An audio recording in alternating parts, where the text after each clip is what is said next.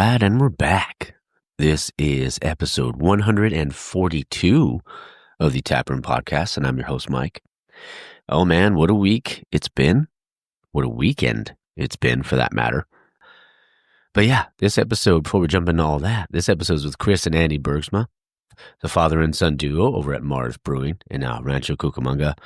Man, this was super fun. Like, you know what? I want to say we went for maybe like right around an hour, 15, hour and a half, maybe. I mean, we lost track of time really, because it was such a fun conversation.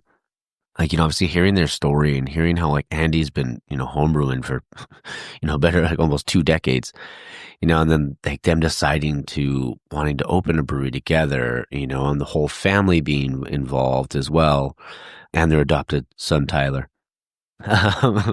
Unofficially adopted son Tyler. But man, it was great. And I can't say enough good things about them. Their beer was fantastic. I loved it all. The My Favorite Märzen was great. The Marty Light was amazing.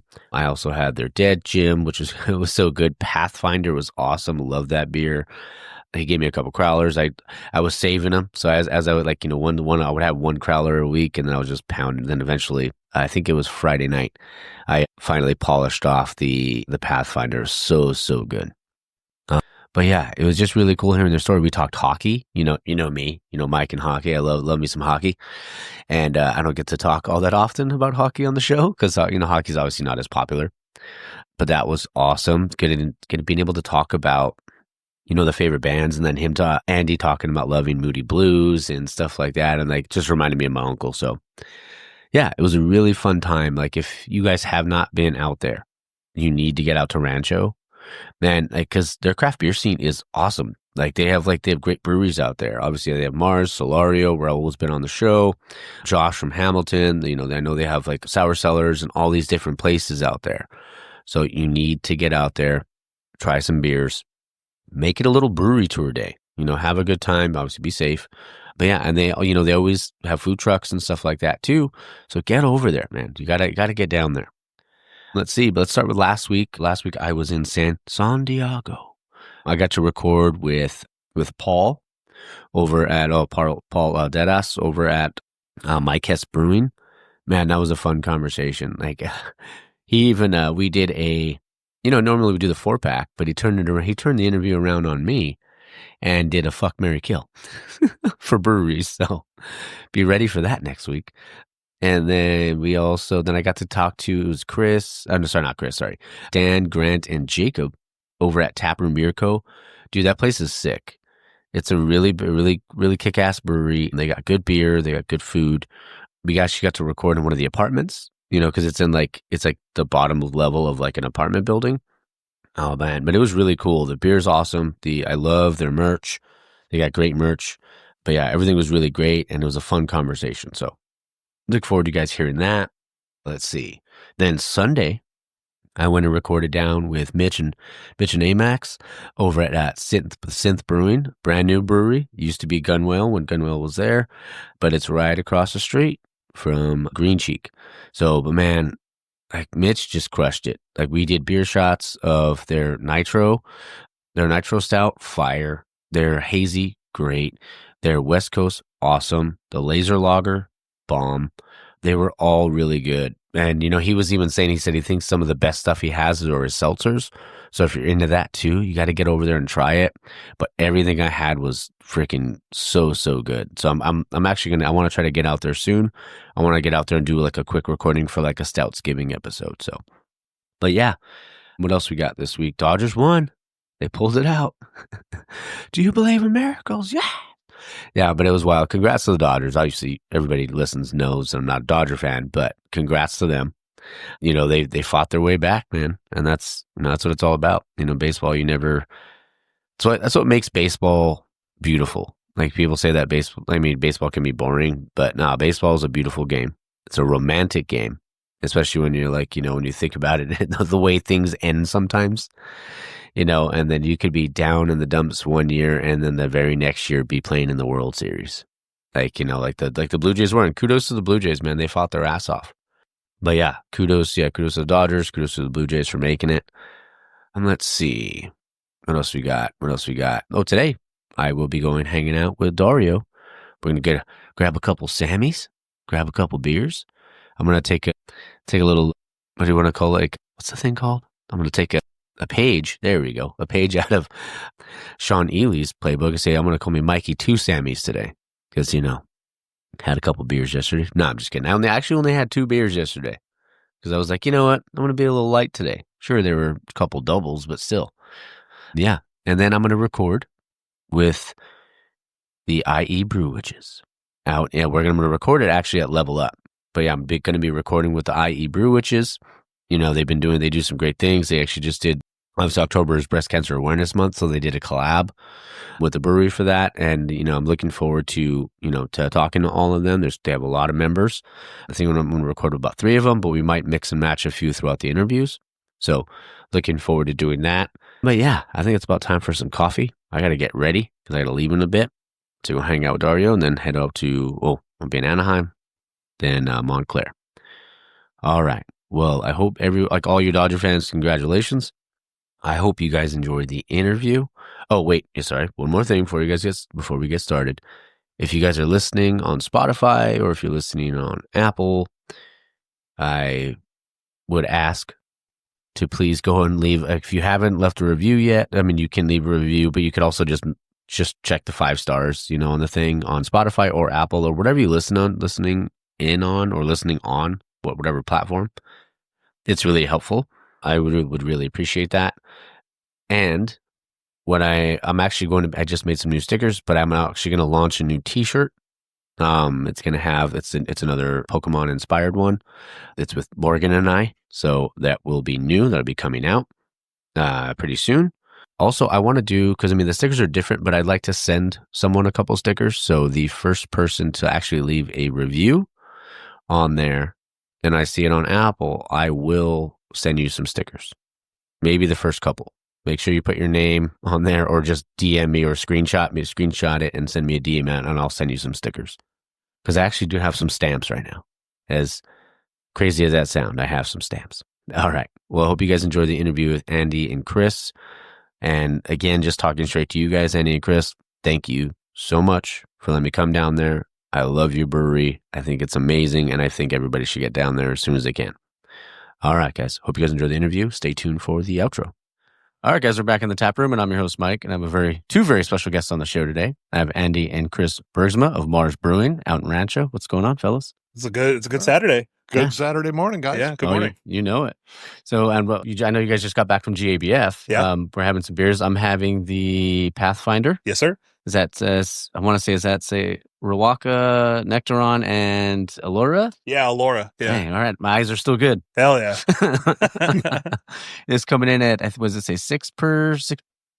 Yeah, 6%. There 40 it is. IBUs, nice and round. Nice. What are you having? I'm having the collaboration we just did with Level Up. This is the Grand Theft Cosmos. Okay, there it is. That was great. I tried it yesterday. It's super good. And what are you having, Same Andy? one I'm having. There you go. Well, cheers, fellas. Cheers. Enjoy. Cheers. Welcome to Mars. Thank you. Yeah. Well, welcome to Mars.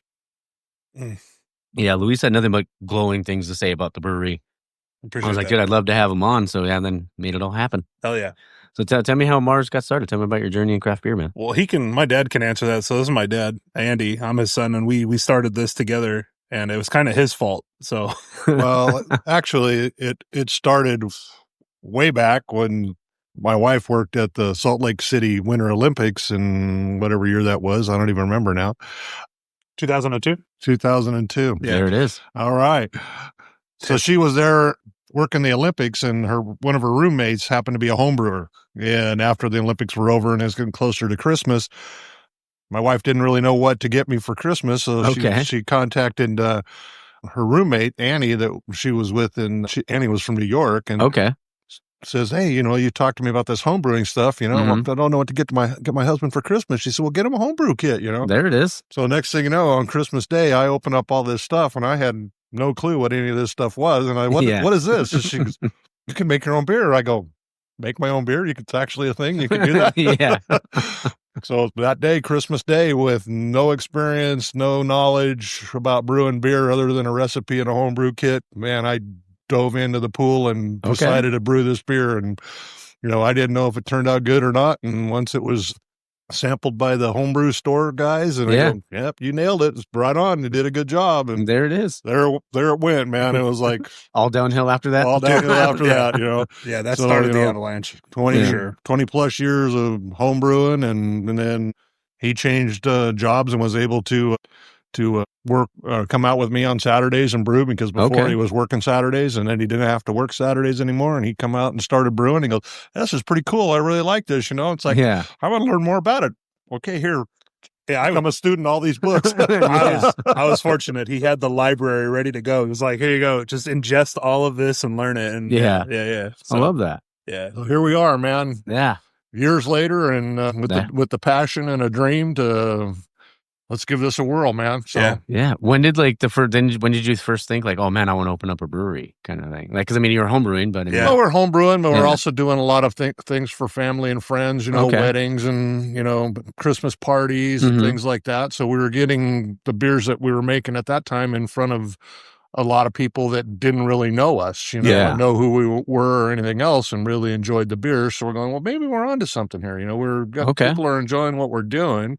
Yeah. So we go, well, maybe we should kind of look at this, and then it just kind of organically happened, just kind of snowballed into place, Well, I think too, the Festive Ales, Anaheim Festive Ales, I think it was. Okay. We entered that as homebrewers, and not going to name the other breweries, but there's an Orange County brewery that wasn't open at the time. We entered a couple beers, a barrel-aged beer and our T-10, our double IPA. And we actually, did we get bronze? Or we basically beat them out. We didn't get a gold, but we beat out a brewery that everyone in Orange County knows and loves. They were home brewers at this point, transitioning to pro. So there's a little bit of leeway. But that for me was like, dang, I respect these guys. Yeah. And if we're making beer just smaller scale, if we're making beer that can hang with the guys I look up to, maybe this is something we should look at deeper, right? Because we love it. Like, I love making beer. So yeah, that was what sealed it for me. That's awesome. And when did you guys open up, Mars? 2 years ago. 2 years ago. Okay. 2003, August of 2003. Yeah, we actually signed the lease. 23. Okay. Me, 23. We signed the lease in February of 2020. So literally a month before they shut everything down. Wow. So yeah, we were fortunate that we budgeted for this. We didn't budget for the pandemic, but we budgeted for this, and we had we have a silent partner who's been very helpful in making sure things were running as far as paying their portion of rent, and we were able to weather that. And yeah, I think we are a direct result of every obstacle we faced during that time, I think, and it's in a good way, not in a bad way. That's great. In a good way. Yeah. And I mean, with the name Mars, which came from a street location that we had our homebrew club was based on. Okay. I was wondering where the name came from. Yeah. So with that, the rovers that are on our walls over here, they have the meanings of the names of those rovers have a lot of meaning to us, especially perseverance. Yeah. As we persevered and we fought and we got here and we're open. So that's awesome. Yeah. Yeah. And you guys are saying you guys built a lot of this yourself, right? Yeah. Yeah, pretty much everything in here except the glycol run to the pump, so the overhead stuff, we pretty much did everything in here. And the underground, we didn't do the underground. Yeah, the underground drains, we had our plumber help with that, but all of the tables that we're sitting at, we did these. He fabricated the bases. The top was his idea with the epoxy, or my mom's idea. It was one of their ideas. The wall artwork that we've kind of become known for was, we initially wanted to do a big mural, but dollars and cents, it didn't really add up. So I was like, hey, let me make something in Illustrator and do a mock-up. We can do 3 stripes. We can get 2 gallons of paint for each color. Yeah. And we can put a vinyl application down there with the rovers and kind of use that as our thing. And and it just worked out. And I think it makes the space. I can't imagine this with anything else, I think. And the rover artwork is actually a plaque that is on Perseverance on Mars. Oh, wow. That's cool. If you go search NASA's stuff and JPL, that actual artwork is from the plaque that is on the rover. That's on awesome. Mars. Yep. That's so cool. Yeah. Oh man. And you guys are talking, so when you started homebrewing, you said you were doing it for what? You said 20 years? Since 2002, basically. Yeah. Hey, you've been doing it for 20 years when we opened, basically. Yeah. Wow. Yeah. And so how far into that did you start homebrewing with them? 2012. Okay. Yeah, but 2011, 2012. Yeah, so even during that time, because I mean, obviously, you were at that point, you're a pro, you're a pro at the homebrew scale, right? And then transitioning. Yeah. How was the transition, going from that scale to a bigger scale? Well, unfortunately, as I've gotten older, my knees aren't what they used to be. And Okay. we got all this put together and built, and our first real brew day on our system, he's like, just get out of here. Just get out of my way. Your knees are so bad. Just get out of here. Yeah, he's like, I got this. This is my space. Just Okay. stay out of my space. Yeah. And you got to imagine too, since we had planned to do this, we had entered more events and things like that. So Yeah. so we were brewing a lot more. And when I say we, it was like, I'm out there doing the grunt work. He's out there working on whatever he was working on in his garage, helping out, keeping tabs on stuff. And, we just, I had done so many brew days, a bit, the transition from a small scale to big scale, there's different math, there's different hop utilizations, there's things like that you have to keep in mind. So, you do all of the math you can before you ever really put any grains in it, right? You're just doing water math, right? Yeah. But no, I mean, it was a learning experience. Our first few beers, we actually had an Imperial Pilsner on tap when we opened called Olympus that was 6.6%. Dang. Because our efficiency math wasn't on the money, so we got far more utilization out of the grain. So we made this crazy strong Pilsner that 2 or 3 of them, unlike a crispy boy like it should be, it would put you in bed. So yeah, we learned from our mistakes and we've adapted. But yeah, it's a good thing, man. It's a good thing. That's awesome. Yeah. And I know you were talking about like people like that you kind of looked up to in the industry. Were there other breweries or brewers for that matter that were like influences for you guys along the way? For us, for me at least, I will say that when we were planning this, we talked to a lot of people in the industry locally, and unfortunately they're no longer with us. But Brian from Claremont Craft Ale and Natalie, Emily and Simon too to a point, but Brian was there for us and gave us honest feedback, opened his books and told us dollars and cents of what it would take to actually open a brewery of this size. Yeah. And he was just the type of person in this industry that I think more people should strive to be like. There's a couple people that I look up to still to this day. Yeah. But when we were planning, Brian was instrumental. I think Kurt and Andy from formerly Last Name, now Mount Baldy, but I don't think they're involved anymore at Mount Baldy. Yeah, no. But yeah, they were really helpful in laying out the groundwork that paved the way for us to do this. That's great, man. Yeah. Love that. They were very helpful and a great guiding light to let us know the pitfalls of going this direction and what to expect. Yeah. So they were, Brian is deeply missed. Oh, yeah. Well, and everyone told us too. Brian was one of the first people who was like, oh, if you're budgeting $125,000, you're going to need to double that at bare minimum. And we were like, okay. All right. Let's save some more money. Yeah. There you go. I mean, and that's how great the community is, right? 100%. Like everybody wants to help one another. It's like, there's like friendly competition, but it's not like nobody's trying to say like, oh, I'm trying to put you out of business. Correct. Yeah. And I think, as the industry has faced the transition from how it was in 2013 and 2012, it was just double-digit growth year over year. I think the transition to a more friendly, competitive environment, I think a lot of legacy brands kind of need to take that to heart and focus more on the community building, because there is at the end of the day, we're in hospitality. That's our job. 100%. And if you're not going to be a beacon in the industry to provide information or a welcoming place for not just your customers, but other people within the industry, it's like, what are we really doing? We all got into this because we love beer, like that's what we do. Right. Yeah. So it's a growing thing. And I think that the community sense of place and being, it's shifted from the old days to now where it's like very regional and like, there's no one out here that I don't really vibe with. I mean, there's people I might have disagreements with about my approach to brewing, but like, I try to stay cool with everyone. Yeah. Because that's what we're about. Yeah, that's what it should be. 100%. I mean, of course, there's always a couple bad apples out there, but for the most part, it's like really, it's like such an amazing industry. 100%. Yeah. And we're all making good beer. A lot of us are like really striving to like fine tune the details. And I think that's important. Yeah. I mean, and that's why I love talking to brewers because it's never good enough. 100%. Like I'm my own worst critic, dude. Yeah, so say well, I am too. So, I mean, I'll tell you, when we got our judging sheets from GABF, I looked at them and I go, I only disagree with one of the beers, but it was one of those things. It's like, I'm not above, reproach on that. You are absolutely able to tell me if you don't like something I did, and I'll roll with it. And the next batch we do, we're going to take, steps to improve that. We're all about an iterative design. I mean, everything in here is like that. Our flight holders are 3D printed because that's what we needed to do, and that took 3 or 4 iterative designs to get there. Same thing with our beers. We always constantly strive to make something fun and better. Yep. And like, I know you were talking about like the community and stuff like that. Like, how do you like incorporate like, because obviously the community is so important, right? Especially like I know there's such a great beer scene out in Rancho too. Yeah. With Hamilton, with Solario, with you guys. Yeah. Like, how do you like incorporate like local culture into the brewery? So we do the Rain Beer Fest. We've been doing that one since we opened.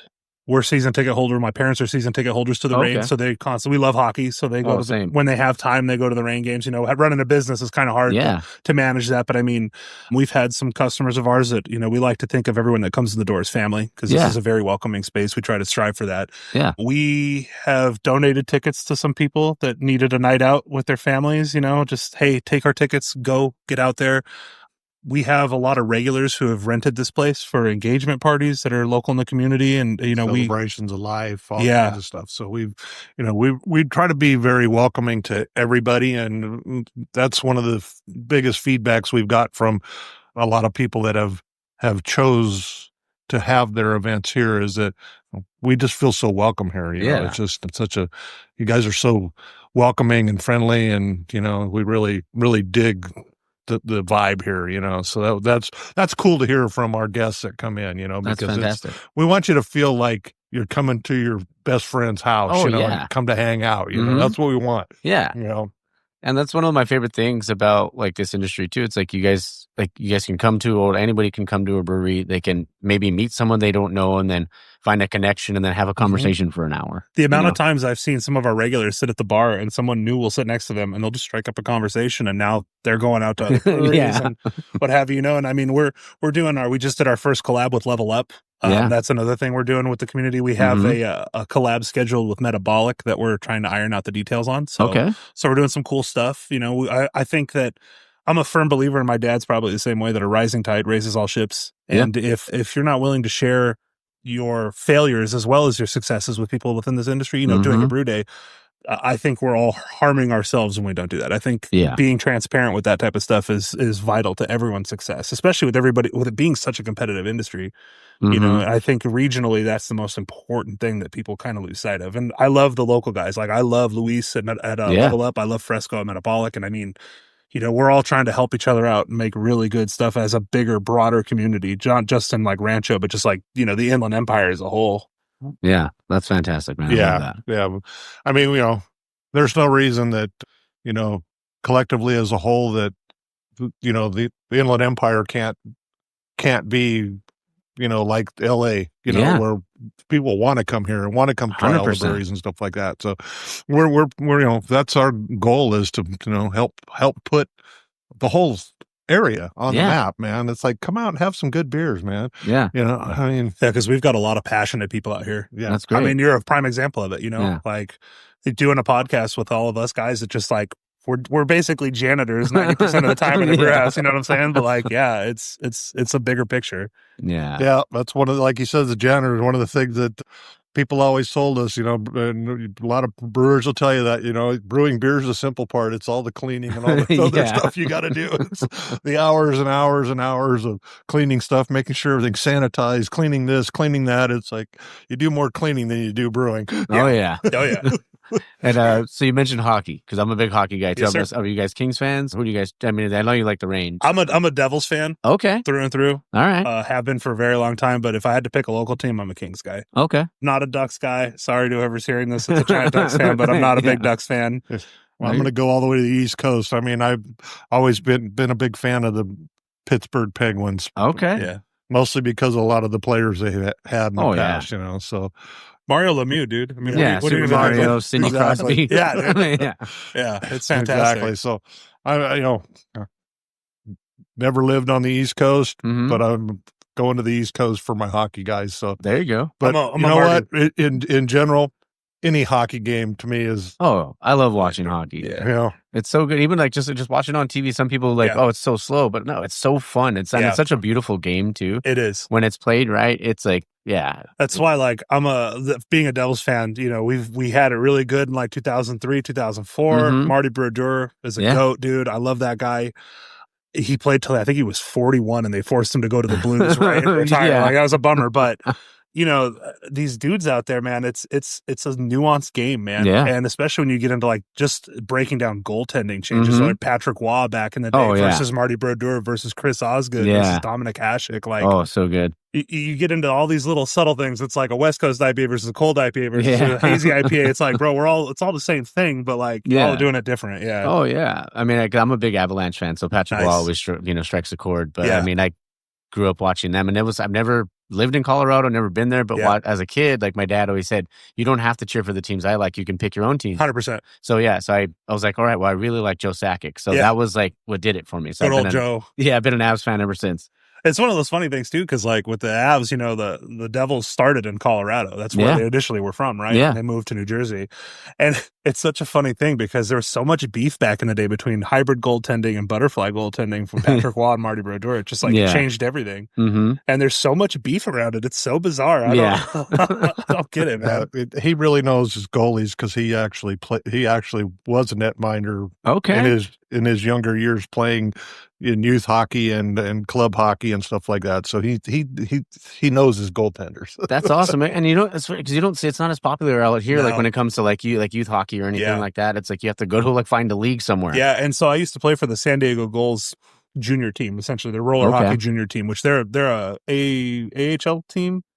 Calder Cup team down in San Diego. Yeah. So they have like a minor league team, and this was like the youth program for that minor league team. Oh, so that's awesome. My goaltending coach was a guy who trained with Marty Brodeur. So like, that's kind of why like it reinforced that, like, this is why I love Brodeur and his approach. So it's like, I'm kind of ruined because I'm biased on that. But yeah, man. Patrick Waugh changed it. I mean, the same thing with Jonathan Quick being a Kings fan. Yeah. I mean, Quick, unfortunately, he's getting older. You can't keep up his frenetic pace that he's had for so long, but yeah, I mean, he's a student of Patrick Waugh. You watch his playing style, and he's just a butterfly goaltender, but with physicality. So it's like an in-between of him and Hasek. It's really fun to watch Quick when he's on. It's something beautiful. What was oh gosh, I can't think of his name at the moment. He played for the Blues, now he was with the Wild. Was it Bernier? No. Oh gosh, it's gonna bug me. I'll think about it after. Yeah, for sure. No, I know that's the fun thing about the Reign, though, is you go to the Reign game and you get to see some of these guys that eventually end up playing for the Kings. I know Bernier was their goalie for a while for the Reign. He got moved up, and then I think he went to St. Louis for a little bit, or to the Maple Leafs. Actually, I'm sorry, the Maple Leafs, and it's really look it up, but I was like, oh wait, it's really cool though. I had no idea. I love hockey. Yeah, and it's a funny thing too because I've never met a San Jose fan down here. I've never met one person who's like, I love the Sharks. Yeah, no one wants to wear that badge. Bro. Yeah, Brent Burns, man, like playing there for as long as he did. I mean, now he's with the Avs, which is cool. I mean, I would always cheer against him because I was like, fuck Brent Burns, but now I love him. Yeah, exactly. But he's such a hard nose, but like it's the guy you love to hate. That's me with Corey Perry. That's why I couldn't be a Ducks fan. I hate Corey Perry with a passion, dude. I do not like that guy. Oh yeah, sorry. We went off a little hockey tangent there. Sorry, everybody. No, you're good. I'm leaving this all in. So. Sorry, everybody. No, you're great. Because I mean, there aren't many people that I talk to that are like, oh, hockey fans. So it's like when I do, I'm like, all right, time to nerd out. 100%. Yeah, 100%, dude. I love it. I didn't have put this question on my notes, but I want to ask because. There was a question I used to ask, like behind the beer names, because I saw Their Dead Jim. So I was like, could you tell us? So Their Dead Jim is kind of a carryover name from our homebrew days. So the very first time I brewed that recipe, so I was trying to approach that beer as a like old school West Coast IPA. So like kind of like in between like a Sculpin and a Lagunitas, something that's more like a legacy style beer. Danky West Coast. The very first time we went to that. So little backstory to kind of make this I don't know, a little bit better. My parents have a half-acre property in Harupa Valley. Okay. And being on such a rural property, you have problems with mice, right? It's just, it's part and parcel for it. And he's got a garage in the back that has, it's in the yard. But I mean, if the neighbors' yards aren't upkept and there's grass, you're going to get rodents find their way. So we went for the brew day. And I pulled out our bucket that we take milled grain, that mills the grain into it, right, for a small scale. I pull it out, and I didn't have a name for it. I was like, well, I don't know. I'm just going to call this something. I pull this thing out, and there's 3 dead mice in the bottom of this freaking grain bucket. And I was like, well, thankfully, there's no contact with anything we were going to do, but I'm like, now I got to clean this. I got to sanitize this thing. I got to freaking acid bathe it to get rid of any bacteria. Like, good God. So we cleaned it, and I was like, you know what, dude, it's perfect on brand with like the space theme in Star Trek, like, you know, old school Star Trek from the original. It was like the red shirts always died first. Right? Oh yeah. So since this beer was designed to have an amber color to it, it's kind of like the red shirts of our beers. It's like that one always used to kick first to fests. We had dead rodents in the bucket when we first tried to make it. And thankfully, I check everything before I put any grain in. But yeah, it was one of those things. I'm like, this name has so much deep lore. I can't change it. It's so good, dude. Yeah. And there's some of our guests, they get it immediately. Star Trek, got it, man. Yep. Yeah. Because, you know, Doc McCoy was always like, he's dead, Jim. Yeah. Like, so we had to do it. We had to do it. Oh, that's great. No, and I love the names. I mean, like, obviously Lost in Space and My Favorite Martian and all those. And, like, obviously, like, a Pathfinder and was it The Martian when they talk about Pathfinder? Yeah. He finds Pathfinder and it's his little pet in The Martian. Yeah. Yep. Because he needed the camera array from the JPL landing grid. Yeah. Oh, I'm a big movie buff, like, too. Yeah. So, like, and sci-fi stuff too. So I love all that. Not That Loud. Not That Loud was our 420 beer. Okay. So we brewed that one to be 4.2%, which we nailed. So it's 4.2%. We used Abstract's cannabis terpenes in that beer. So I think we used OG Kush, I think was the terpene variety. So no psychoactives, no CBD, no nothing. So what Abstract's hops and Abstract's products does is they use what I'm assuming is a mass spectrometer to look at the individual like hydrocarbons and components that make up flavor and sensory, right? Like everything that's flavor and taste and aromatics. What they do is they make a product that uses those isolated flavor and aroma profiles through terpenes. So you get this product that smells like cannabis, it tastes like cannabis, but there's nothing in it that's not federally approved for beer, right? So we dosed it heavy with that. And when it was fresh, you would pour a pint of it and the whole building would smell like someone was trimming weed in here. It was crazy, dude. It was so loud. So the joke was, it's not that loud. Not that loud. Oh, I love that. That's great. Yeah, we have fun. We're going to do another 420 beer this year. I think we're going to call it Hybrids Can't Be Gas. I think that's the name we settled on. So who comes up with the names? Me and Tyler just bounce ideas off each other.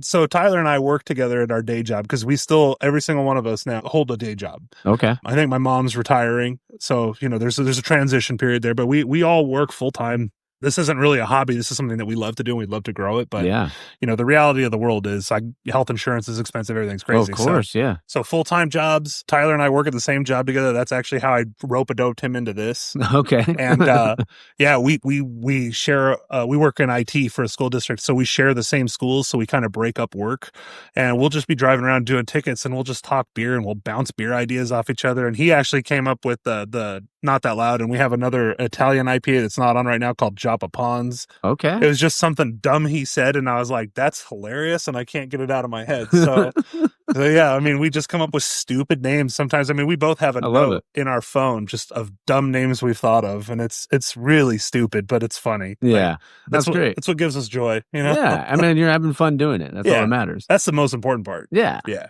And even Luis and I, when we were together, he was like, man, I don't have a name for this. So we'll just workshop names while I'm hanging out there. Yeah. And it works. I mean, some of the best ideas I think we've had have come just out of just BSing, you know, just like you throw something out there and see if it sticks, you know? And thankfully he and I have difference of opinions a lot of times. So if we both agree on something, we know it's good. That's awesome. It's good.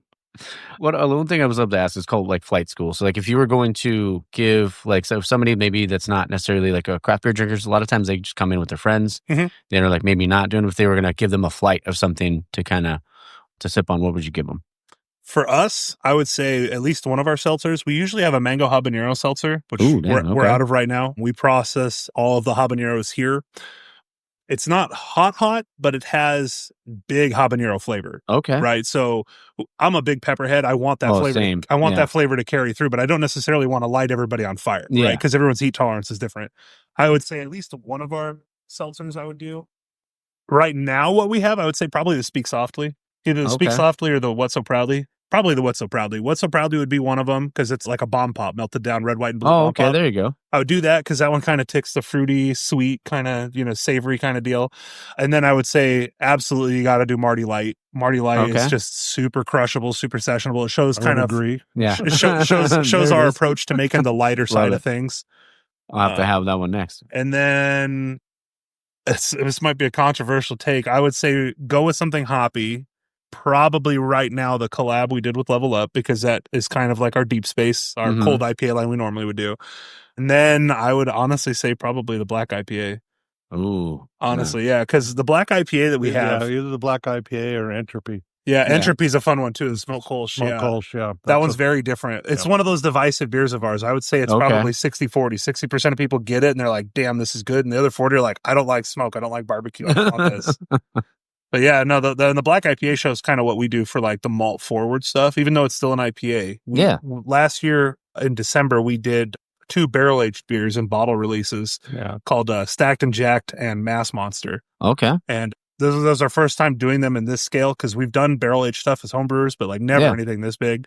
And this year, I think we're going to take that to the next level. We're going to do some adjuncting. We're going to make another big gravity stout and adjunct it into 2 different adjunct paths and barrel age it and see what we get. Another one I would probably put on the flight right now for this time of the year would be My Favorite Märzen. Honestly, yeah. Okay. Yeah, I keep forgetting because we just wrapped up Oktoberfest. Okay. It's funny, when we first brewed that, a lot of people in the industry were like, oh man, you're brewing 3 barrels of that, which is, 96 gallons. They were like, oh yeah, man, I don't know, dude. I don't know if you're going to get rid of it. Like, it's a tough one, and we are almost out of it. And we just wrapped up our Oktoberfest. So, I mean, that's cool. It's for this time of year, it's really nice. I think it's one of our more balanced and approachable beers. Love that. Yeah. That's great, man. Yeah. And then we talked about GABF a little bit earlier. So what did you send over? So for serving, we served Shred in the Heavens. We served My Favorite Märzen, and we served Vista del Sol, which is our Mexican lager. This batch came in a little bit higher ABV. That was just a decision I made in the brew house. Not a bad thing. And then for judging, we entered My Favorite Märzen, Starship Strata, which we no longer have on faucet because we kicked that keg recently. Okay. And what was the last one? Marty Light. Yeah, we did 4. We did 4, yeah. So it was Marty Light, My Favorite Märzen, Starship Strata, and Discovery, the Pale Ale. Okay. Yeah, that's right, Discovery.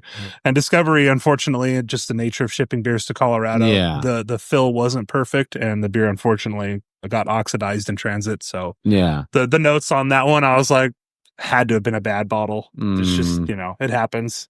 Yeah. I mean, and that's like packaging is so important. Yeah. Like, and everything else got there fine. So it's like, okay, cool. 25% failure rate, not ideal, but it happens. It's no big deal. We'll roll with it. I'll take responsibility. I bottled them. It happens. It's not a big deal. But no, I mean, the consensus from, Tyler and my mom were there serving. The consensus was everyone loved the Märzen. That's great. And Shredden did pretty good, and the Vista del Sol did pretty good. So, going there, first time serving beer there, having our beer represented, it was a change of pace. Like I was nervous all weekend, and I wasn't even there serving. So, No, that's awesome. Yeah. So I'm assuming that you guys had a good time. There it is. And that oh, there you go. Well, yeah, that's fair. I was absorbing all of your nerves. I was taking it all in. They had lots of beer there to ease the nerves. There you go. Can't go wrong with it. Yeah. I mean, you guys have such a diverse menu, which I love because I mean, there's not like you having a black IP. You don't see that very often. Correct. Yeah. Right. Like Märzens or anything like that. I mean, Märzens are so good. When they're done right, they're fantastic. Yeah. But yeah, you guys have such a like diverse menu with that. Like, what are some of your maybe your favorite styles to brew, or is it just all of them because you have such a diverse menu? It's a hard one for me. From a brew day approach, I like brewing the light stuff, the crispy boys. There's more attention to detail because like one little thing can cascade downstream for something super crispy and light. Mm-hmm. That being said, like I'm a hop head at heart, so like I love making something hoppy. I love going up the ladder and dry hopping these beers with 2 pounds per barrel. I mean, it's just, I enjoy pretty much a lot of what we do, but if I was being completely honest, one of my favorite beers to brew, because I love the aroma, I love the way everything smells tip to tail when we brew it, is a saison. Okay. A good saison, man. I love a brew day with a saison. Loving that funk? Yeah, man. Once you put the wheat in the freaking whirlpool or in the mash, and just like you get it in there, and the wheat like blooms the whole building with its Pilsner malt and everything. It just it's got this like sweet cereal aromatic that even like when we did the Hefeweizen, it's not the same. It's completely different aromatic. And it's one of those things. It's lighter bodied, super crushable. and that's such a diverse style that you can serve it on its own. You can farmhouse it and make it tart and acidic. You can keep it straight and go French or Belgian without any funk. You can adjunct and fruit it. I mean, it's such a diverse style. And unfortunately, it's kind of fallen off in favor. We used to have, when we opened, we had a Saison, and then we brewed another version of a Saison and put that on. And it's one of those styles that's underappreciated, I think, in the scene. But I mean, it's a beer style I love. And I know Luis said he just tapped a Saison. I was like, well, shoot, I got to go to Level Up today. Go get that, dude. Yeah, I think Speaking it's my the language. collab I think he did with Unsung, right? Okay. Is that one? It might be, yeah. Yeah, because I know they said they were letting it sit for a while. Oh, so. I'm excited about that. I'm excited about that. I love a Saison. There you go. Yeah. And how about you, Andy? Like, even when you were like during your homebrew days, what were some of your favorite styles to do?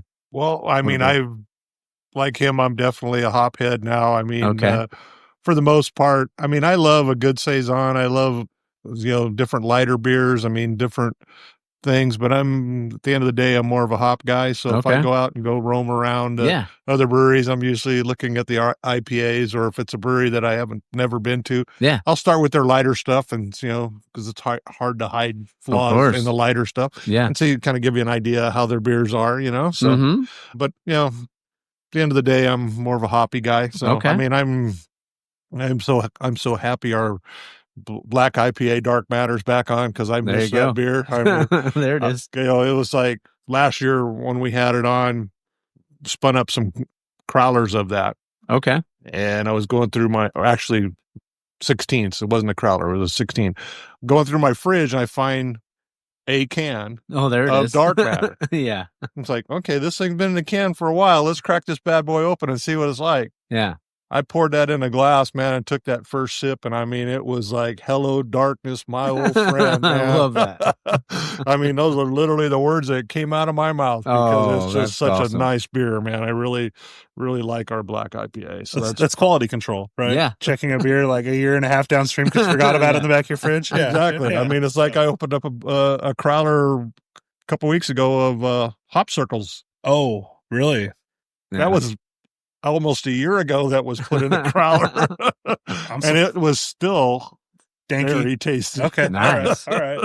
Yeah, I'm actually sitting on 2 bottles of our Stacked and Jack Mass Monster still. I think I'm going to open one up. We do a camping trip with like my dad and a bunch of our close friends every November. So I think I'm going to bring one of each out, and we're going to open one out there to celebrate just, almost a year sitting cellaring. Why not? There you go. Does the unofficially adopted son go too? Oh yeah. Yeah, he goes pretty much everywhere I go, unfortunately or fortunately. I don't know how he feels about it, but yeah. Love that. That's great, man. And it seems like, just like talking, I mean, we've been doing this for about 35 minutes, and you guys, like, you can feel like, obviously not just chemistry because you're father and son, but the camaraderie, like, and how much, like, the passion and like how much you guys love 100%. What you do. And there's nothing better than that, because like, if your heart's not fully in it, then it's just a job at that point. And exactly. You don't want it to be that way. And, people pick up on that. It's like it's built into us, right? It's programmed into us. You go somewhere, and if someone doesn't want to be there, like, you immediately get that vibe from them. Like, they're not, they don't want to be in the building. They don't want to be there. So, like, we make sure that, like, I don't want to say a culture because it sounds really corporate, but like, as who we are as people here at Mars, we want everyone here to want to be here, right? It's a fun industry. Unfortunately, there are other breweries out there that put the bottom line as like their god, as it were, and they worship that. And unfortunately, sometimes the humanity and personality within the tasting room sometimes suffers as a result of that. But here I think we struck a balance where we have employees, and we take care of them, and we take care of each other, because at the end of the day, whatever I would want to have happen, everyone here needs to be on the same page. And it's the same with anything my dad wants to have happen within Mars. Like, we all are on the same page, and we got to work towards that. And if we don't agree, we come to a consensus and a compromise. Correct. Yeah. Absolutely. That's great. Absolutely.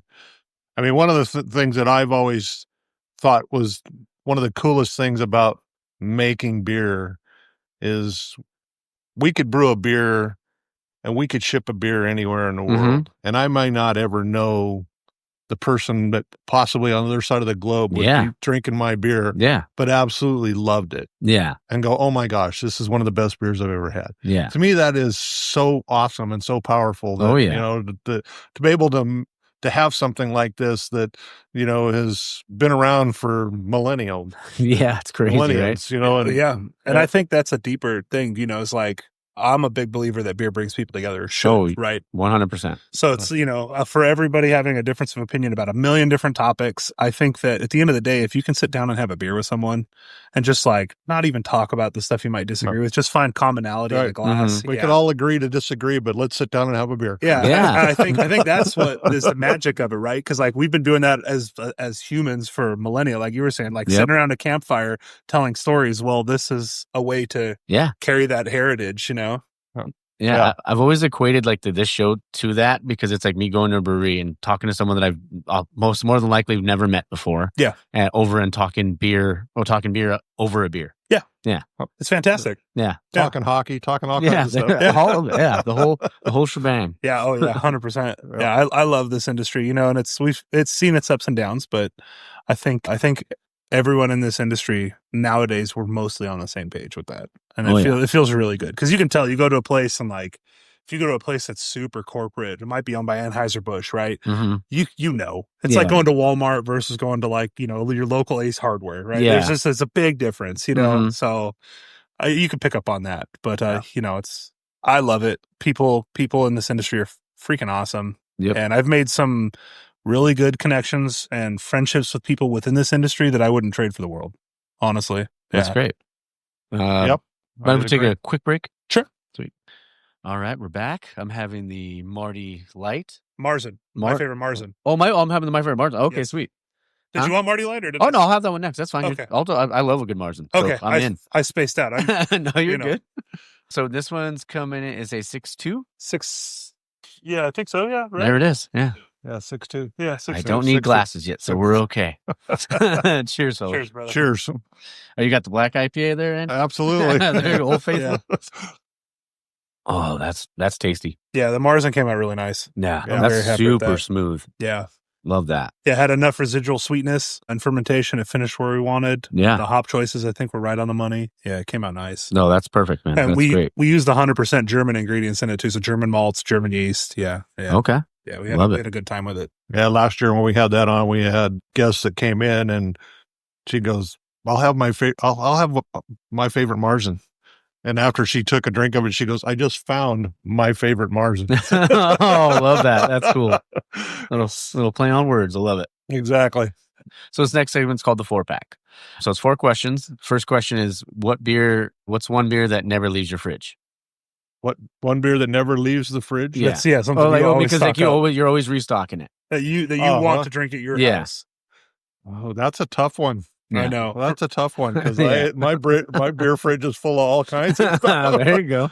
I guess if it's something I'm just going to have on a regular basis, is probably 2 different beers if I was going to keep them stocked in my fridge. But since I love so many beers, I normally don't have one. It'd probably be either Sierra Nevada's Pale Ale or Weekend Vibe. All right. Love it. Yeah, I was gonna say for me, anything from Pizza Port, usually Swami's. Oh, yeah. Usually because their 4-packs are just priced, or 6-packs are priced so well. Oh yeah. And they're fantastic beers. So it's Yeah. like for me, that's just that. And if I'm going, depending on where I'm going, right? Maybe some hams or some PBR. Oh, I love hams, dude. Yeah, dude. And it's just not as easy to find. No. But it's so like thankfully Total Wine carries it. Yeah. So I usually go to 6-pack of the tall boys and it's like perfect. It's a perfect getaway beer. It's Yeah. like, in the industry, I think everyone you talk to will agree that there's the right beer for the time and place, right? Yeah. And man, hams just is like the chameleon. It can fit in anywhere. It's it's so Would refreshing. agree. It's same with like a crispy PBR. Sometimes it's just the right beer for that spot. Yeah. If you had asked me this question 20 plus years ago, I'd have told you it was that blue can. Yeah. I remember when he was a Zima guy for 5 minutes. Okay.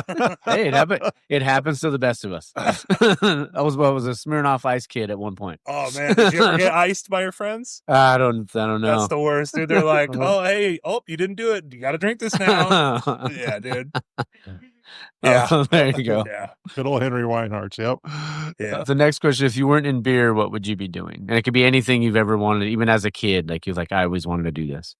Ooh, that's a tough one. I would say, I love doing my day job, information technology. That's great. Problem solving is something that I really like to do. So it's kind of like, I have ADD. So like I need something to like put my energy into, right? Gotcha. That has a short-term reward. I know it sounds bad Yeah. to say, but it's the reality. And I love doing tech work. So something technical, IT. I mean, even a mechanic. I've got a classic car. My dad taught me how to work on cars. Awesome. And, do a lot of auto body stuff. And that type of stuff is something I would do. If it paid the bills, I would love to do that, minus the whole, all these chemicals you're breathing, even with the respirator, aren't good for you. Yeah. I would love to do that. That'd be so much fun. And how about you, Andy? That's once again a tough one because I've been very blessed to do a lot of different things, That's from great. owning a body shop to building award-winning classic cars, resto mods. I've done a lot of different things in my life. I've been very blessed. My wife puts up with all my antics of all the different things I do. There you go. Plus, now owning a brewery and, brewing beer over the years. I guess if I had to say, if I wasn't doing what I've done, I guess I'd want to. Wish I would have had the smarts of somebody like Jeff Bezos to come up with Amazon so I could be one of the Honestly, there you go. Yeah. Or Elon Musk or something. Figure out how to come up with PayPal and then sell it and make millions and millions and millions of dollars. Yeah, dude. Yeah. Your guys are a lot better than mine. Mine was if I wanted to work at Blockbuster. That's cool. Though, that dude. was my dream as a kid. Honestly, It's I get to sit and watch movies all day. That was the dream. That's kind of lit. Yeah. That's kind of lit. Speaking of, since you said you're a movie buff, have you ever seen the movie I Like Movies? I don't think I've seen it. It's an independent film. Speaking of Blockbuster work, and you should watch it. It's really good. All right. I'm gonna write that down. Yeah, it's called I Like Movies. It's got its moments, but it's a really, really good film. Yeah.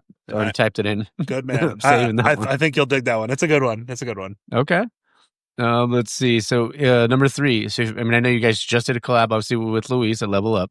But if you could collab with any brewery in the world, who would it be? For me, dude, the answer is Everywhere Brewing. Okay. Orange. I love Stefan, their whole crew, everyone there. They embody, I think, what is I tell them, they know this, that they are my North Star. They embody what I think every one of us in this industry should be like. Mm-hmm.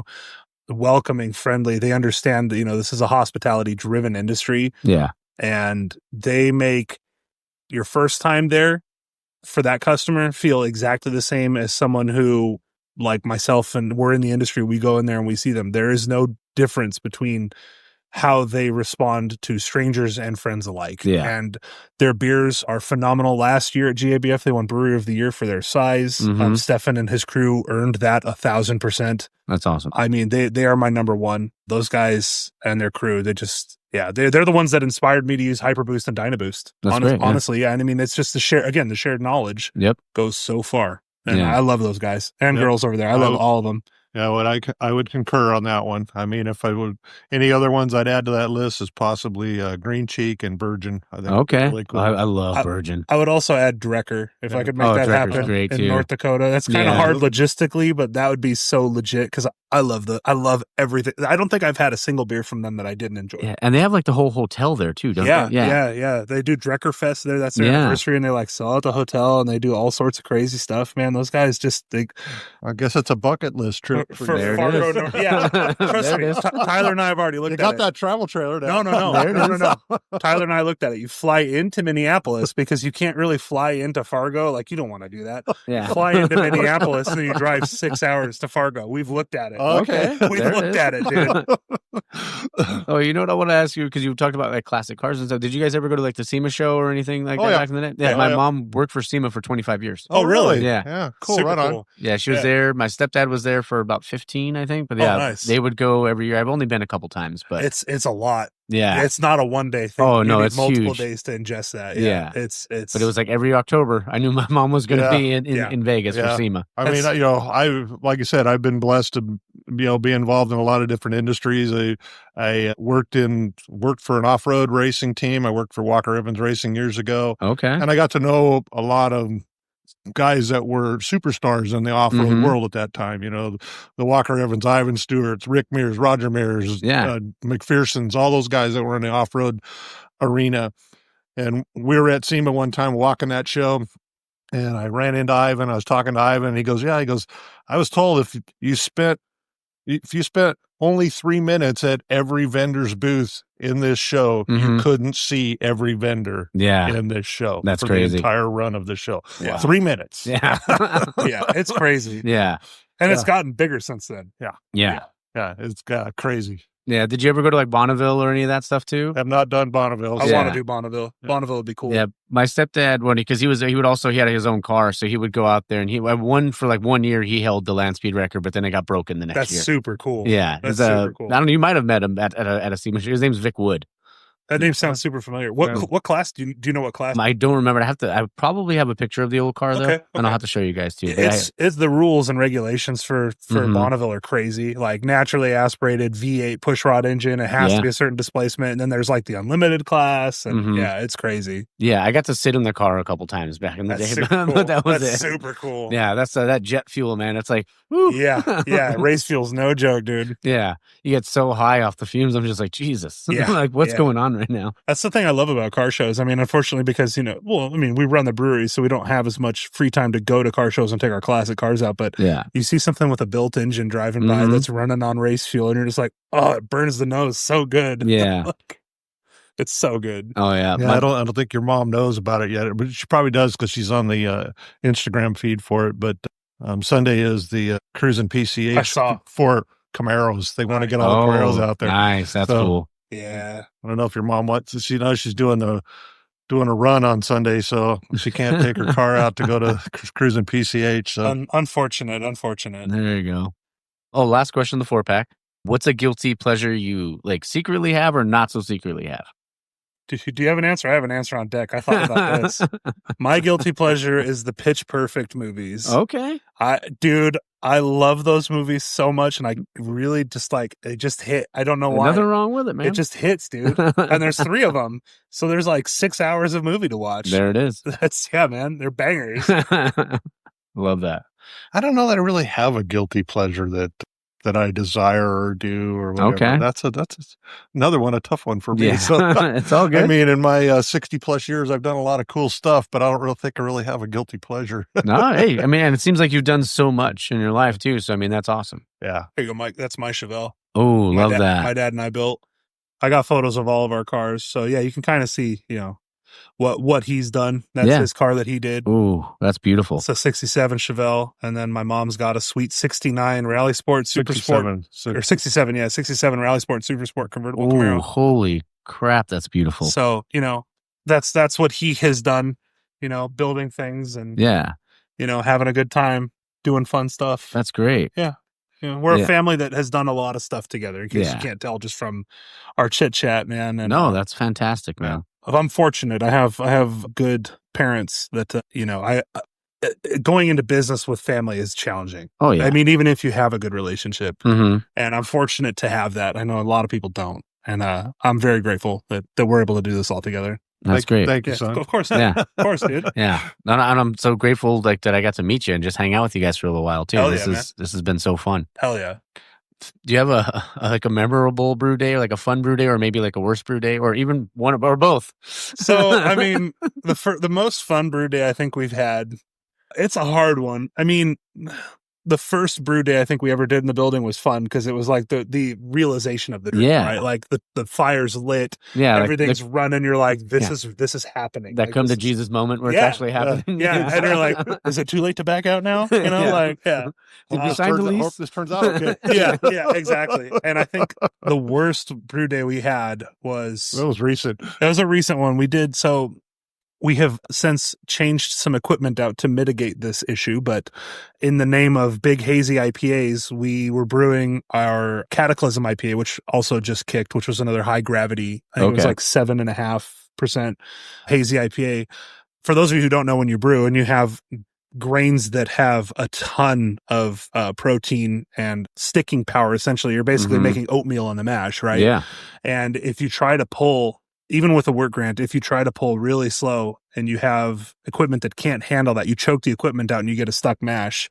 Well, we had such a bad stuck mash that my dad, myself, and Tyler, all 3 of us had shovels Oh no. in there in the mash tun because we're all tall. We were in there with shovels, freaking raking out the bottom to try to unstick this mash. Wow. That mash out, normal process takes us about an hour for mash and about 45 minutes for mash out. That took us 3 hours that day. And we were so cooked at the end of it. We were like, I bet. That was a brutal one. That was a brutal one. And you can hear it too. It's the sound of disappointment when you hear the mash tun just go funk. You're like, Uh-oh. No. Houston, we got a problem. It was bad. There it is. It was bad. But yeah, I mean, thankfully, again, being a team, we all stepped up and we made relatively short work out of that. For how bad it We got been. through it. Yeah, Yeah. we got through it. What normally would have been like a 9-hour brew day turned out to like 11 or 12, but it's fine. We made up time on the back end. There you go. Yeah. More rice holes next time. 100%. That's what we did for this last batch of the hazy and for the Hefeweizen, because the Hefeweizen was 40% Wow. wheat. Oh, damn. Yeah. So we used about 15 pounds of rice hulls was about what the math worked out. So we did not have a stuck mash. So successful math, go math. There it is. And you said, Houston, we got a problem. Another great movie. I love Apollo 13. Such a good movie. Yeah. When I was a kid, my mom, because my mom and my dad were separated when I was little, but I would go to each one of them like, hey, the book fair's coming. I'd be like, hey, Mom, I need $20 for the book fair. Yeah. I'd be like, hey, Dad, can I get $20 for the book fair? So I would just go load up on books. Hell yeah. Because I love to read. Yeah. But one of the books that I remember buying was, and they would always they're like, all right, we'll give you the $20, but you have to read every night with me. Like, I want to know that you're reading. So one of them was Apollo 13 because the movie was coming out. Yeah. So that one, I was like, one of them was like Waterworld and like Goosebumps and like a bunch of other stuff. Yeah. They always say nothing's free in Waterworld. Nothing is free in Waterworld, man. There are days when in the movie where the guy's down in the hole checking the oil levels in the cigarette that comes down. He's like, oh, thank God, because his suffering's coming to an end. Yeah. That was how that brew day felt when it was over. I was like, oh, thank God. It's done. We're done. Well, you talk about Apollo 13, I mean, I guess it's serendipity or whatever. We ended up on a place where we live on the street named Mars.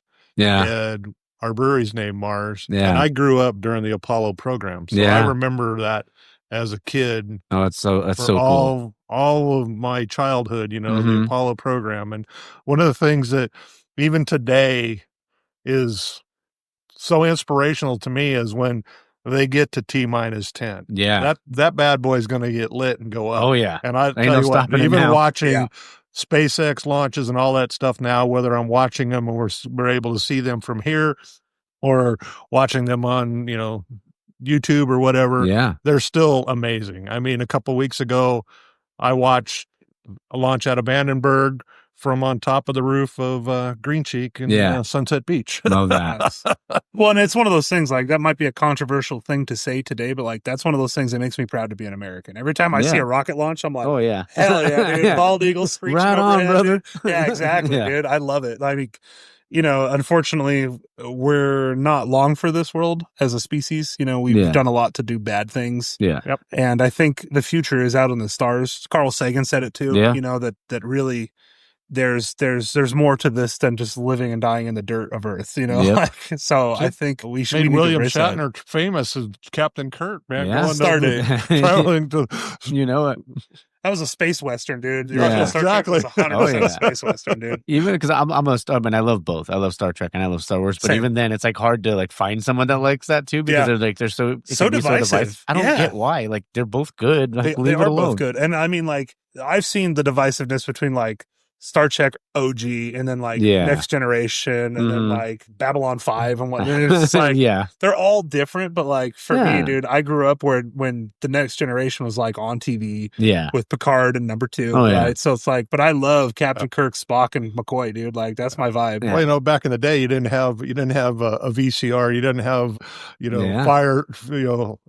Fire TV or any of this other stuff, so you couldn't pause your stuff. Yeah. All I remember is when I was a kid, one of my best friends growing up, every week when Star Trek came on, do not go in the house, do not make any noise because Dad will kill all of us. Yeah.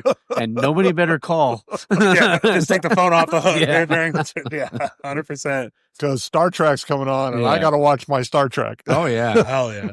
Yeah, that's awesome. Oh, I was in Texas because we were speaking of space and stuff. Like, I was in Florida a few weeks ago. I wanted to get a chance because I was in Orlando. I wasn't far from Cape Canaveral. I wanted to go just to go check it out. But with work and stuff, I didn't really get a chance to. I ended up going to Disney World. So I was there for like 14 hours.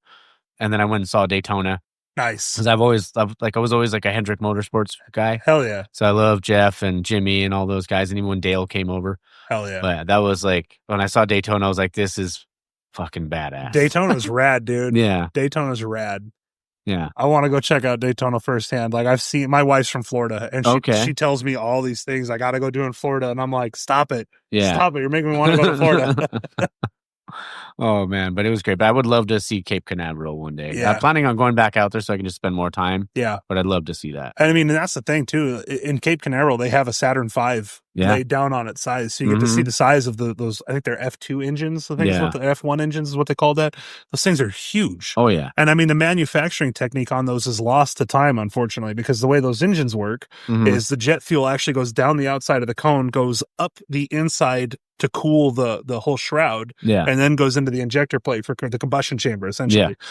And they like that manufacturing of the micro welds and all that stuff. No, like we can't really do that anymore, which is why it's like SpaceX's hydrogen fueled system is different with the Raptor engines, and it works, but it's a completely different piece. Simplified all the stuff today. It was super complicated. I mean, you had to do all this without computers, which is wild. I mean, there were computers, it was bits wired in manually. Like, that's crazy. Not like we think about. Oh yeah.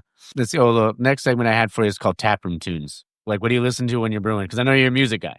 I'm a music guy. Yeah. So when we're in here brewing, Tyler and I, we usually listen to a band called Bill Murray, Bilmuri. Okay. The singer's name is Johnny Frank. He's a meme smith, man. Some of his songs are called Absolutely Cranking My Mother Effing Hog, Fluoride in the Hard Seltzer Water, Corn-Fed Yetis. Like, oh, dang. I love his music. And his music, despite the memes, the lyrical content is pretty deep. But it's like very, very boppy, very vibe. Like I love Bill Murray. In fact, Tyler and we just saw him at House of Blues in Anaheim 2 weeks ago, I think it was. And it's one of those things. You could be having a bad day and you put on a Bill Murray song and you're just like, hell yeah, dude, it ain't that bad. Let's go.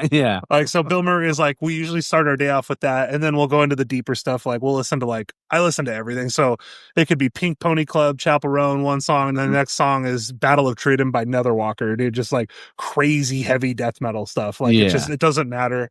I love music, so it's super diverse. When we're open, it's a different thing because we, obviously choose a different vibe that we want to have people enjoy. Because I mean, my music is not for everybody. Like, let's be honest. What style is that for Bill? Like, what is he? I would say Bill Murray is like pop rock / sounds cursed. Pop rock / country influence. So like he's a big believer in if the song's got melody, then it's a good song. And country music has some really big hooks. There's a lot of like melodic progressions in country music. So he blends that with like alternative and rock. To kind of put it in perspective, his band has one guitarist, Johnny the singer also does guitar, one drummer, and a saxophone player. So they incorporate saxophone as like a lead instrument to carry melody. Wow. And Bill Murray is fantastic. It's such a vibe. Their energy on stage is fantastic. He's very open about, he was in the band, if you're familiar in the metal scene, he was in the band Attack Attack. If you remember that band. Sounds familiar. Yeah. He was in that band as one of those crabcore guys, just with the guitar, like just super low playing crab stuff. And he started writing his own music, forever ago, but started releasing it on the internet in like, I think 2017 or 2018. Wow. And he just blew up recently. And he deserves it. He's a great songwriter. Seems like a super cool person. Very open with his fans. It has time for everyone. You got to love it. That's fantastic. Yeah. Andy? Generational thing for me, it's Pink Floyd or Moody Blues. My uncle would be so happy to hear you say Moody Blues because he loves Pink Floyd too, but Moody Blues. But like I grew up listening to classic rock or country and all that sort of stuff too. So like I'm always like in my car, it's usually 90s, like something 90s alt rock, country, or some like older hip hop, like 80s hip hop, like Run DMC and stuff like that. Oh, dude, I love the old school hip hop, school West Coast hip hop specifically. Dude. Oh yeah. It's great. When Dr. Dre dropped the Chronic album, man. That album just changed everything. I think that was like I was in the 7th grade. I probably shouldn't have been listening to it, but I was. Dude, that's a pop. It's a pop, dude. Yeah, it's so good. Oh, that's one of the funny things. Like all my friends who aren't really into hip hop, I'm like, you can always tell when Nate Dogg's on a track just because when Nate Dogg comes on, it's that sound. You're like, that's Nate Dogg. 100%. Next thing I want to ask you guys, if you could have a pint with any historical figure, could be sports, could be an actor, anything. Who would you have a beer with? Another tough one. Sorry, Andy. I'll let you ponder that. I'll answer it. There you go. I've thought about this at length, and I have. It's a tough one. one hand, I would love to interview or just like have a conversation over a beer with Gene Kranz. He was the former NASA flight director for the for Gemini, Mercury, and Apollo. Yeah. The challenges they faced, I would just love to pick his brain about the obstacles that they had to overcome. But I think if you caught me on a different day, my answer might be Carl Sagan. I just feel like picking his brain about the cosmos and like having your mind blown out and being like, we are literally nothing or just specks of dust in the big scheme, like would be really cool. I think, but Gene Kranz, I think would be my go-to because Gene, I think he was a flight controller for Apollo 13. So he was in charge. He's also an aerospace engineer. So he has a foundational understanding of all the engineering in the programs that we got us to the moon and the challenges of, orchestrating, compartmentalization of build this in Texas, build this in Vandenberg, build this at freaking, at Boeing. Like That's it's wild. just, it's crazy. Like to pick his brain on how he was able to do all this without Excel, right? Or without Outlook keeping you on track in a calendar. Like how did you make this work? Because it's wild. Like it's just a wild thing to think about. Yeah, that's a tough one. You got some good ones there, man. It's like I didn't even think that deep. Mine isn't very deep. So. Yeah, it kind of blows me away. It's like, oh, okay, that's a tough one. I guess if you know what, and this is probably more so because of what Becky's cousin has told me about this person. I actually probably wouldn't mind sitting down with Elon Musk and just talking to him about how he come up with all this stuff he's come up with. Aside from all of his crazy Twitter rants, right? That would be a fun thing to pick his brain about. Yeah, but just not have him be in a Twitter world or whatever, but just sit down and as a person and have a conversation with them. You know, I think would be kind of cool. That'd be wild. Yeah, my mom's cousin knows Elon fairly well. I think it's safe to say. Yeah. And he's got stories about that guy's like, that guy burns the midnight oil, works all the time. That guy has no off switch. And I mean, I was thinking about that too last night. I was like, the amount of engineering and gears that you have to have turning to make something like SpaceX work. Yeah. I mean, Tesla's one thing, because if you look at the first Tesla, it was basically a Lotus Elise with a battery pack and a motor, right? So you didn't have to do a bunch of auto safety stuff because you took a car that already had all those standards and modified it. Yeah. But the SpaceX stuff is a whole other level. Oh, yeah. And it's wild. I mean, even now with battery manufacturing and solar manufacturing that Tesla is involved in that he's helped get, I mean, engineers for him helped build, but like finding the right talent in those positions to help make his dreams work is a crazy skill set that I don't think a lot of people have. 100%. You know, and I think that'd be a good person to sit down with too. I think, just despite all one-on-one and having despite all the divisiveness around Elon Musk, I think that would be a good. I think it'd be a fun conversation. Yeah, yeah. So your guys is like deep and meaningful, and mine's like the Heartbreak Kid, Shawn Michaels. That'd be dope, dude. Freaking warrior! I'd love to interview Macho Man Randy Savage. Like that'd be rad. I would love that. Yeah, that'd be mine. Hell yeah, man. Oh man, that's great. Another tough one for you, Andy. Your Mount Rushmore of breweries. I'm sorry, was that your Mount Rushmore of breweries? Ooh, I believe there's 4 heads on Mount Rushmore. So I know now. I have to qualify because I thought about this too. Are we talking currently or historically? Well, you can do historically. Yeah. Okay, historically, I would say for me would probably be Lagunitas. Okay. Dogfish Head on the East Coast. Sierra Nevada, and probably Stone. I mean, I think those 4 completely changed the landscape of beer in the United States beyond compare. I would have to agree with you on all of those. You know, absolutely. If we're talking new school, who I think is pushing the barometer and changing things, I would say Shred Beer. Shred's great. Shred is fantastic, dude. Ghost Town. So good. Ghost Town rips. Yeah. I would have to put Everywhere in there, and I would probably put, Rip or Ism. Kind of a toss-up between those two. I love Ian. He's a big old teddy bear, but I know. I love that guy. I know, dude. And I love everything that those guys are doing. So, I would agree with you on those. I'm down with those. Because those guys just like I said, I look at like what those organizations are doing, what they're doing for the industry, and you got to recognize the talent. The guys historically that push the boundaries, you know, I mean, I've read like Sam Calione, Vince from freaking Lagunitas, and I've read, Tony McGee's book. Or Tony McGee, from Lagunitas. I've read his book. I read Stone's book. I've I've talked to Sam from Dogfish Head. I've met him, at the brewery. I mean, yeah, those guys, helped revitalize the craft beer industry. They helped make this possible. Yeah, Yeah. absolutely. Yeah. I mean, other than Jimmy Carter's brother. Yeah. Well, yeah. There it is. That was I used to do trivia, like just like one like question my story like a week, and one of them was like, yeah, like what president legalized homebrewing? Yeah, Jimmy had to get his brother off, dude. Billy was getting in trouble, dude. Yeah. Now we just need that to happen with distilling, dude. I'd be so happy. Oh yeah, that's awesome. I would love that to change. Oh man.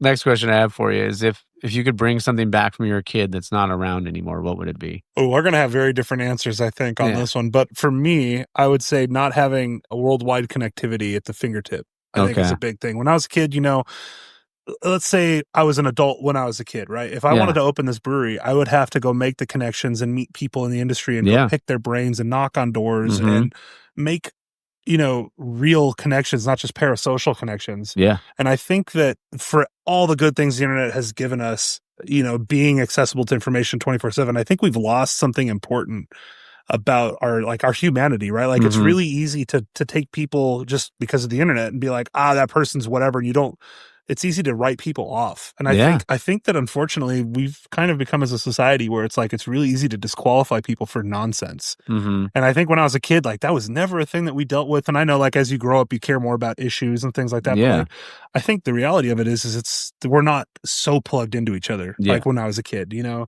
mean, I'm almost 40 to give it like a frame of reference. So like I grew up in the 90s. Same. So it's like I being home before the streetlights were on, that was like the rule, right? Like you could be out. I don't care. I don't need to know where you are. But if you're not home and the street lights are on, you're going to be in trouble. Yeah. It's funny, Luis, I sent him that question just to see what he would say. And that's one of the things he said. Yeah. It's being a kid and like knowing that. Yeah. I mean, it's one of those things. And I think, being able to message or DM somebody that I look up to on Instagram about like, hey, I'm a brewer with Mars. I just have a quick question. And do you mind if I pick your brain? I think it's a really good tool. Yeah. But with all the good, there's always an inherent bad side. Of course. And I think culturally as a society, we've kind of lost track on the interpersonal part of being social. Yeah. 100%. Yeah, I would agree with you. I mean, I think if it was something from my childhood that I'd like to see come back that I think kids are missing out on, a great thing is, I'm going to date myself here, erector sets. I was literally thinking that same thing. I was like, I wonder if he's going to say erector set. 100%, dude. Yeah. I mean, all those little nuts and bolts and screws that were in there, and you bolted all this stuff together, and it's like, it's not safe now. We live in a bubble wrap society. 100%. Now, I have to ask you, were the erector sets from your youth, did they strip out all the time like they did when I was a kid, or were they built pretty strong? They were built pretty strong. I mean, you could make some big stuff with this. Fair. So it's like, erector sets, man. Love it. Oh, man, that's great. Mine would probably still be Blockbuster. Yeah. Just, I mean, you know what I loved about Blockbuster is going on a Friday night, getting a pizza, either getting it like, begging my mom or my dad, like, hey, can I get a movie and a video game? Yeah. But then you would watch that movie over and over again all weekend. Yep.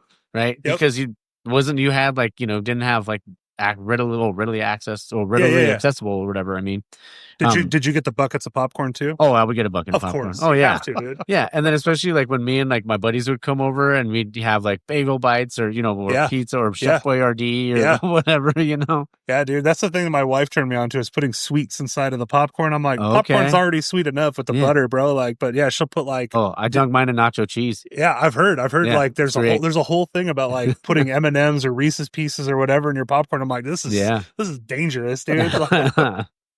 Oh man. But it was like you're saying that it was a simpler time back then. Like I miss hanging out with my cousins because there's 30 of us, Oh, excuse me, sorry.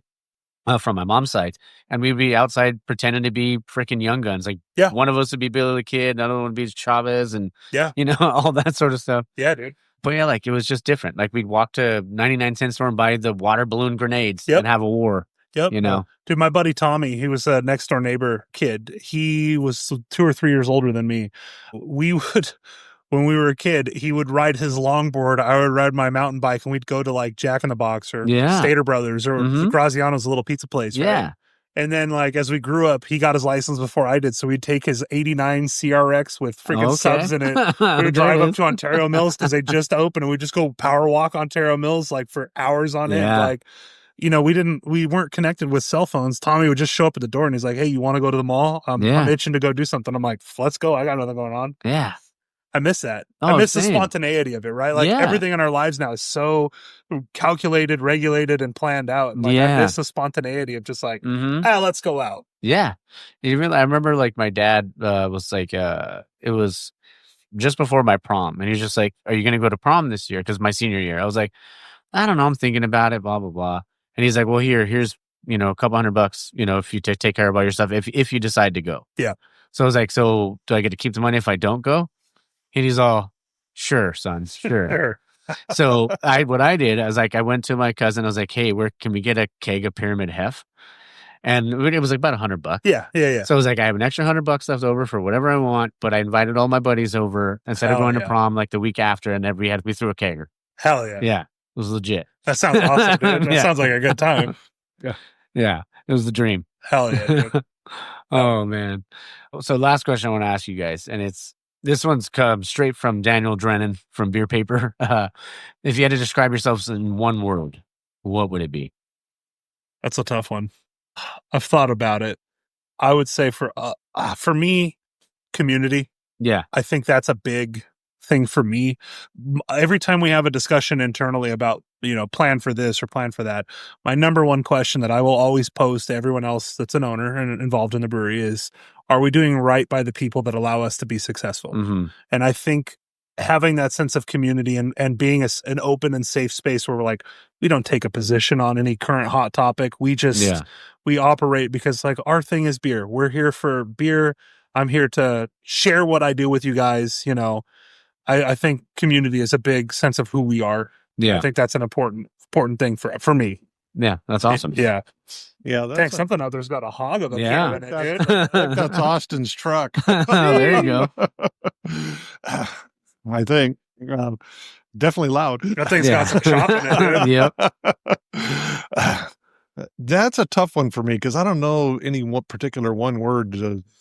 I know my other thought was going to be, I had it. I was talking to Mom about it earlier. It's, like we're self-sufficient. You know, what was the one I said, Mom? Passionate. There you go. We're passionate individuals because like we care about the fit and finish of everything, and we're very passionate about how clean our brewery is. Yeah, the details. I mean, my brewery I try to keep as clean as humanly possible. Right. Yeah, and I would agree with, you know, passionate. Sometimes scatterbrained. Okay, that's because I'm ADD. Yeah. Love it. Too much stuff on my plate, you know. Whatever. I mean, it's yeah. That's a kind of a tough one. So yeah, passionate fits too, because we're very passionate. Because I'm very passionate about certain things. I want them done a certain way when it comes to doing a car or whatever. I mean, it's got to be very detail oriented. Yeah, very detail oriented. You know, so it's great. No, I love that. Well, I just want to say, I mean, it's been fun, and it feels like it flew by. Thank you guys for letting me come down here and have a beer with you guys. I appreciate it, man. This has been great. No, it's been super fun. Thanks for coming out and learning more about us, man. Oh, yeah, for sure. Can't wait to come back out. Hell yeah. Yeah. And you guys are Archibald and 6th? Yep. Archibald 6th. Yep. Archibald and 6th. Come down. I mean, I've had the Mars. I'm going to try the Marty in a sec. And then I also had the Pathfinder. Fantastic. Wish I could drink all of them, but I wouldn't be able to get out of here. I wouldn't be able to drive out of here. Been there, done that. That's why we have flights, because there's so many on the board. This is what we can at least try more. Yeah, 100%. No, but this has been really super fun. Thank you guys, and like you guys have made it easy. That's what I always strive for. That I mean, as long as you guys are comfortable, then we're good. 100%. And you guys, I mean, the worst thing is that if I go to a place and it's like a one-word answer, but you guys are fantastic. What do you like? Beer? Well, dude. Well, I saw something the other day where, like it or not, I mean, Rosie O'Donnell said that the worst person she ever interviewed was Keanu Reeves, because all he would do was the one-word answer. It's like, this is a talk show, Keanu. Come on. Give me something. Give me some juice, dude. I need some power, please. Yeah, and that's only ever happened to me like maybe once or twice. But, that's good. Yeah. That's good. I could see that being brutal. Yeah. You're just like, cool, so how do I transition from that to, I don't know. It's like an hour and a half worth of questions and knock it out in like 30 minutes. I'm like, oh, fuck. Like, cool, dude. I'll see you later, I guess. us. Yeah, I guess we'll talk next time. No, but thank you guys again. This has been Of course, fantastic. man. Thank you, dude. I appreciate you. Yeah, well, everybody, if you're in the area or if you're not in the area, just come down. I mean, you have Mars over here, you have Solario, you have King. I mean, I said Kings. Hamilton. Kings used to be over here. Kings used to be, Yeah. Now they're in what, Upland? Upland, yeah. Yeah, but by Pro 5. Yeah, Hamilton Rescue. over here. Like, there's an amazing craft beer scene in Solario, yeah. Cucamonga. We've got a good, healthy scene out here. Yeah. Sour cellars. You got to go Yeah. visit. You got to go visit. If you like sours, best sours, as far as I'm concerned, are the ones that Brian makes. He makes them old school. Love it. Open top fermentation. Oh, Yep. Okay. Yeah. If you're into sours, it definitely.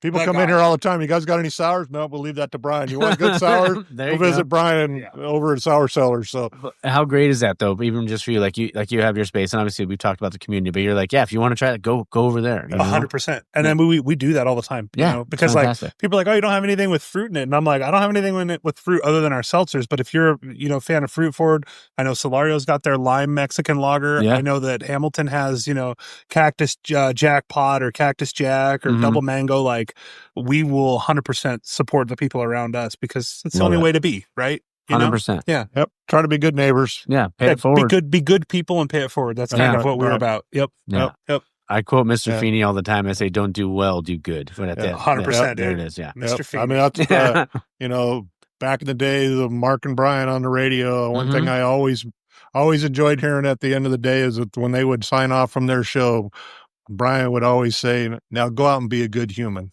Yeah. Very powerful words. Yeah. Go out and be a good human. And that's how we're going to end it. 100%. Thank you. Yeah. Cheers, thank you, guys. Thank you.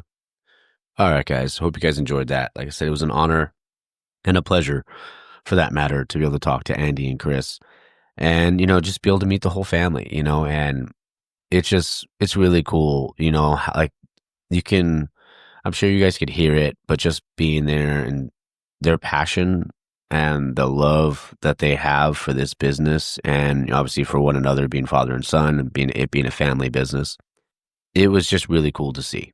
So, like I said, you got to get out there, you got to check it out. And, if anything, if you guys would love to, because I want to get over there soon too, because I want to try the new beer he was telling me about. So I need to get out there. But if you ever run into me in the wild, let's have a beer, man. Let's have a beer and chat a little bit. All right. Well, let's go. What's coming up? It is, so next week's episode is Adrienne Hodap. Hodap is back on tap, or back on the tap room, I should say, podcast. She is at Alter Society. We had a great time, and honestly, what a kick-ass brewery. Like, what a kick-ass place. Like, I know I talked about it last week in the intro, so I won't get too far into it, and we'll talk about it next week. But yeah, Adrienne will be back on, and then it's going to be Paul Dedas from Mike Hess, and then it will be the boys at Taproom Beer Co., or the men at Taproom Beer Co., and then after that, it'll be Mitchell and Amax, and then the episode with the Brew Witches that I'm recording today. So yeah, we're loading them up. Got Stoutsgiving coming up. We're in fucking November, bro. It's wild how quickly the year went by. But I guess, we should be used to it by now. But yeah, crazy. Got Stoutsgiving coming up. I'm going to do another episode with my brother Jake. I've loaded up. I'm going to be loaded up about 5 weeks worth of episodes. So, you know what was crazy? I was thinking about, from the day I recorded with Good Gary, with Gigi, from that day, that was a Friday, till the following Sunday, I recorded 6 episodes. So in about, 9-day span, I recorded 6 episodes. That was wild. I was a little exhausted, to say the least. Ended up getting a little sick, but we powered through, baby. Twinkle, twinkle. And I'm going to bring back a little something that I used to do on the old ones. This is Article 26 of the Bro Code. Unless he has children, a bro shall not wear his cell phone on a belt clip. All right. Well, I hope you guys have a great Sunday. Hope you have a great week. And don't forget to support local, drink local, and find your beer, you sexy motherfuckers. Cheers.